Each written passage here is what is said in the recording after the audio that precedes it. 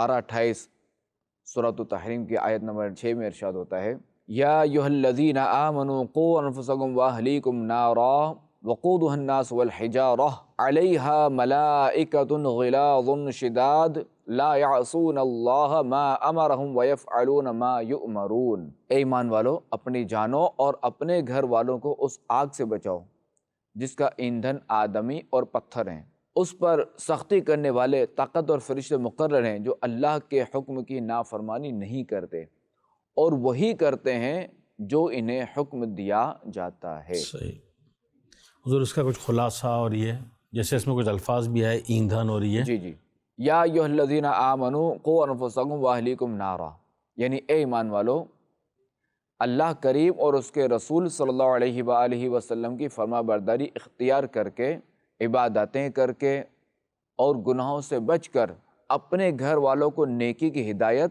اور بدی کی ممانعت کر کے، بدی یعنی برائی، صحیح گناہ، اس صحیح کی ممانعت کر کے اور انہیں علم سکھا کر، ادب سکھا کر صحیح اپنی جانوں اور اپنے گھر والوں کو اس آگ سے بچاؤ جس کا ایندھن آدمی اور پتھر ہیں۔ اب یہاں آدمی سے جو ہے نا، جو مراد ہے نا وہ غیر مسلم ہے، صحیح اور جو پتھر سے مراد جو ہے نا وہ بت وغیرہ ہیں۔ بت ہیں، ٹھیک ہے۔